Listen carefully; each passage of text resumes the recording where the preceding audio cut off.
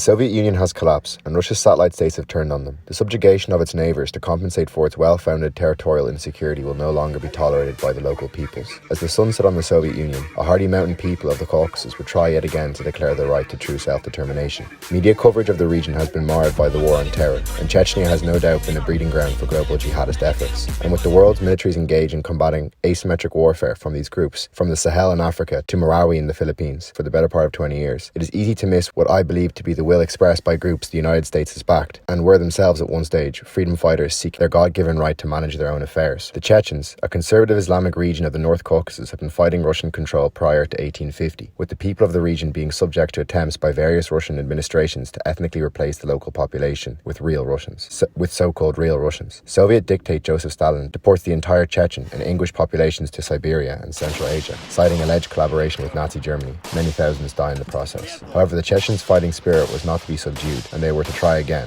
no matter the cost. 1991, the Soviet Union implodes and the Chechens declare independence. With internal affairs preoccupying the central government and the bulk of the Soviet Union's fighting force in Eastern Europe now redundant overnight, it does not seem feasible for Russian ground forces to crack down swiftly on the province. However, almost humorously, looking back on it, Russian media barks the same sentence many of us today will be familiar with. We will be in insert capital city here in 3 days. Although what would actually happen, and maybe a prognosticator of the current Ukrainian issue, is that in this small republic of around 1 million people, some 40 to 80,000 were estimated to have been killed, with a further 200,000 wounded, with hundreds of thousands more emigrants and refugees. By the war's end, Chechnya's population had been reduced to around 700,000 people. Its cities, towns and villages had been obliterated. The traumatized civilian population had been subject to widespread atrocities by both Russian forces and Chechen rebels, and competing armed factions were left to fill the void created by the complete breakdown of social and governmental order. In Chechnya, where lingering resentments remained over the mass deportation of Chechens to Central Asia by the USSR in 1943 and 1944, former Soviet Air Force General Dzhokhar Dudayev seized power and declared the independent Republic of Chechnya in 1991. Several years of instability followed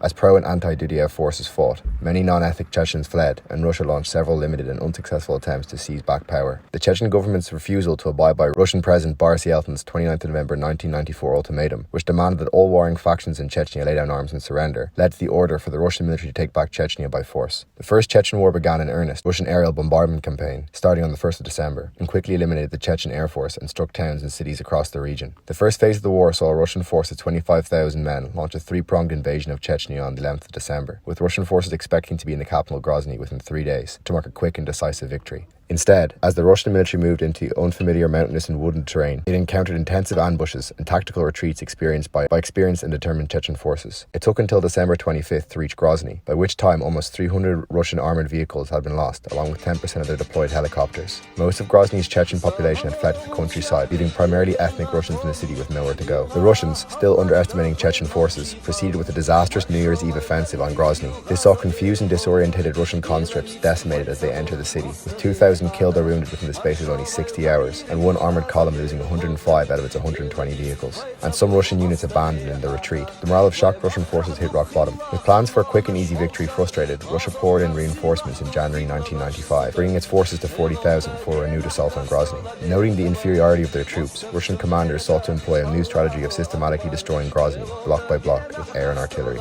This method hoped to kill as many defenders as possible, whilst destroying urban cover for any demoralised survivors, theoretically allowing Russian infantry and mechanized forces to advance in mopping up operations with minimal casualties. However, after the start of the bombardment on the 4th of January, Russian progress remained slow. The Chechen rebels employed effective urban guerrilla tactics, with small units emerging from their shelters to ambush Russian forces before retreating, with it taking until February 8th for the final Chechen fighters to be driven from the city. Civilian cost was appalling, with some estimates that up to 27,000 civilians were killed in Grozny alone during the 5-week battle, representing 6% of the entire city's population. Nevertheless, according to Russian commanders, this was deemed a success. The Russians suffered the same amount of casualties in the 1-month operation as had been suffered in only 60 hours in the initial assault on New Year's Eve, with the capture of Grozny being a significant morale boost for Russian forces. Consequently, this method was repeated across Chechnya's towns and villages, which were systematically obliterated to rid out Chechen defenders. As Russian forces advanced, with some 90% of the Chechen territory under control, in territory that had been conquered, Russian Interior Ministry forces would then engage in cleansing operations of villages holding suspected rebels or rebel sympathizers, often engaging in atrocities, including the massacre of over 100 civilians in the village of Samashki in April. Further Furthermore, filtration camps, as they were called, were established in which the civilian population was subject to mass detention, alongside widespread abuses, to uncover suspected rebels. In June of 1995, hoping to take the pressure off the invasion, a Chechen terrorist cell seized a hospital in neighbouring Budynovsk, taking around 1,500 hostages to demand a ceasefire. Multiple failed Russian attempts to storm the hospital resulted in 150 hostages being killed before a negotiated ceasefire was agreed upon to bring the conventional first phase of the war to an end. This allowed the Chechens to regroup, as their fighters re-infiltrated areas taken by the Russians, with their numbers boosted by thousands of foreign volunteers. The Chechen insurgency soon ended the ceasefire in October 1995 to begin the second insurgency phase of the war. Such action inflicted increasingly heavy and demoralizing losses on the Russian forces, which are now spread thin across the country,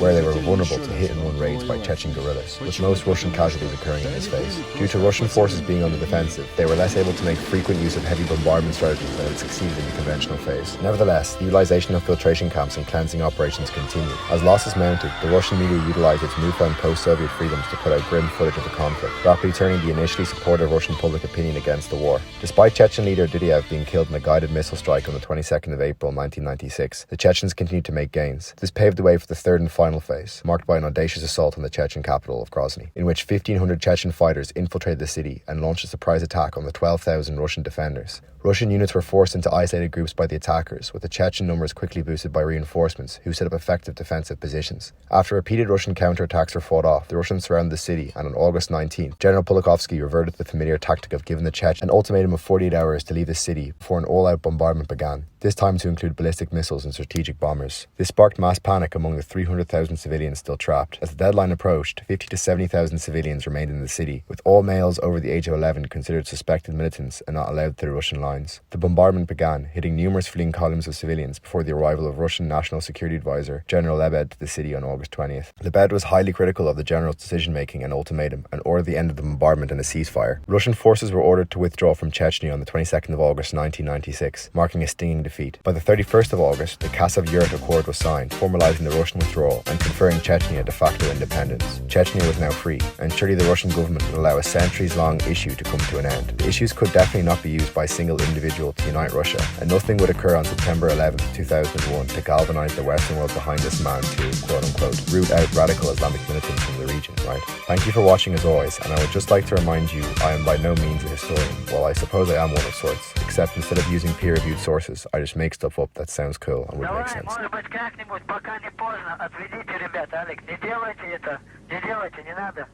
Вы в любом случае, Алик, пойми, и ты погибнешь, и я погибну. Что с этого толку будет? Сам правильно пойми, кто от этого выиграет. Мы же от этого с тобой не выиграем, понимаешь? Если я тебя увижу в бою, понимаешь, что ты отлично, не отлично, уже я тебя щадить не буду так же, как и ты меня, понимаешь? Ты лучше ко мне как гость приедь, Алик. Отводи ребят, не надо. Пожалей их матерей, пожалей их самих. Отводи ребят, Алик, дай команду. Ой, я не такой большой начальник, чтобы давать такие команды. Алик, ну ты правильно пойми, я, например, тебе просто от сердца, да, чисто желаю, чтобы ты живой, конечно, остался, но уйди лучше. А я такого выбора не имею, у меня есть приказ, и я его выполню в любом случае.